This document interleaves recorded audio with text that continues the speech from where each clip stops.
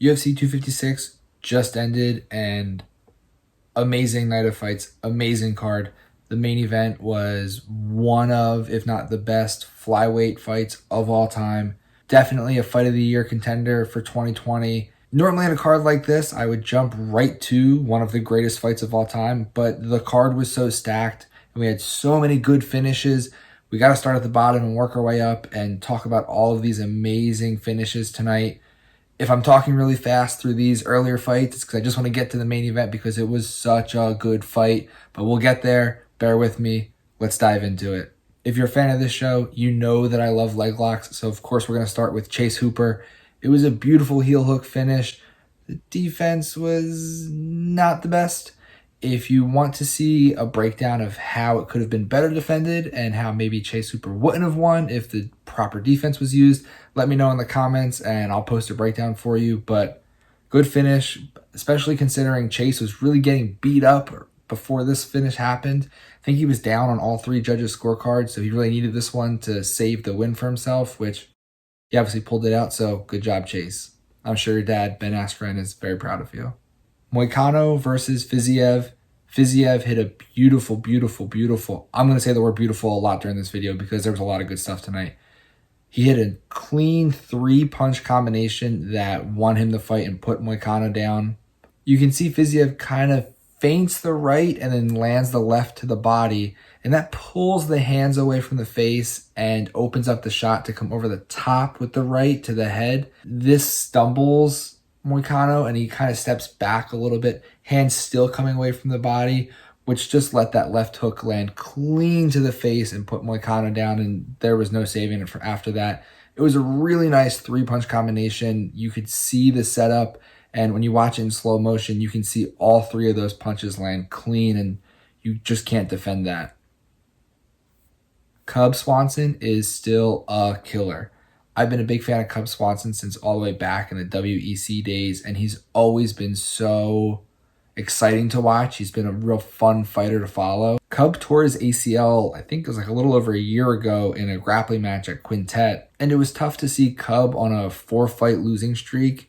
You hate to see a guy who's been in the game for a long time really struggle, but he turned it around. He was coming off a win last fight, and in this fight, this uppercut in close sets up a 5-punch combination of just power shots, puts him down, gets on top and finishes.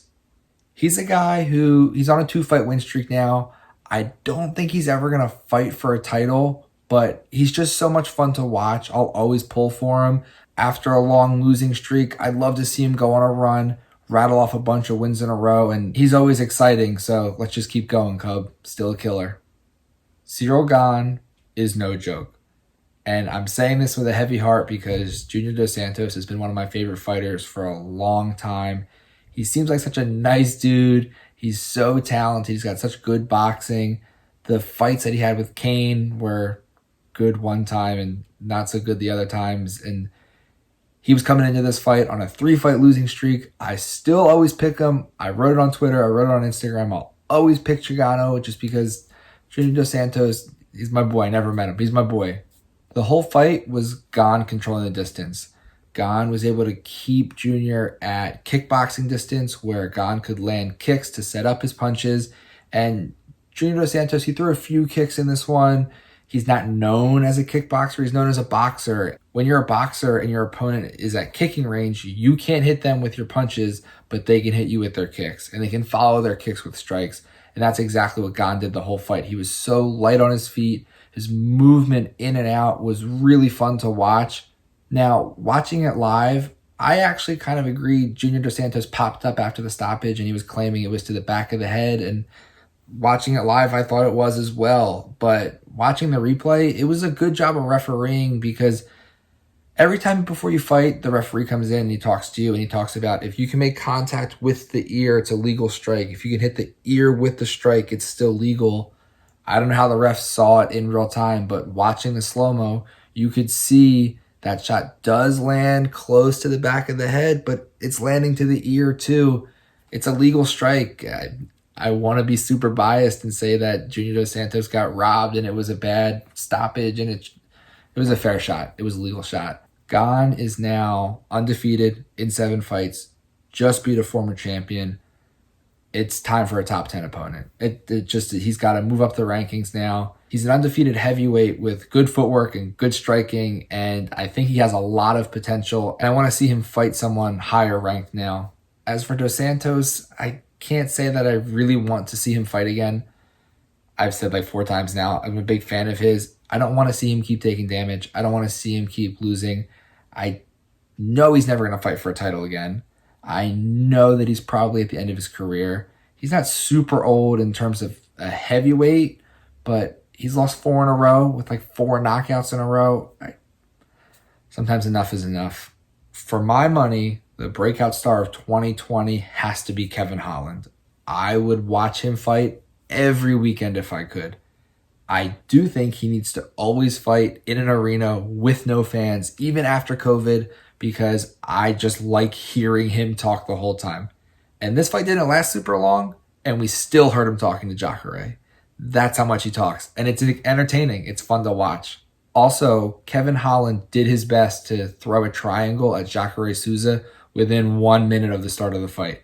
And yes, Kevin Holland is a legitimate Brazilian Jiu-Jitsu black belt, but Jacare is fucking Jacare, and Kevin Holland believes in himself. He's also got some serious power. He stunned Jacare with 2 shots from his butt. On his back, he hit Jacare twice and stunned him. Jacare just fell over, hurt, and Kevin Holland got on top and pounded him out, and it was so much fun to watch.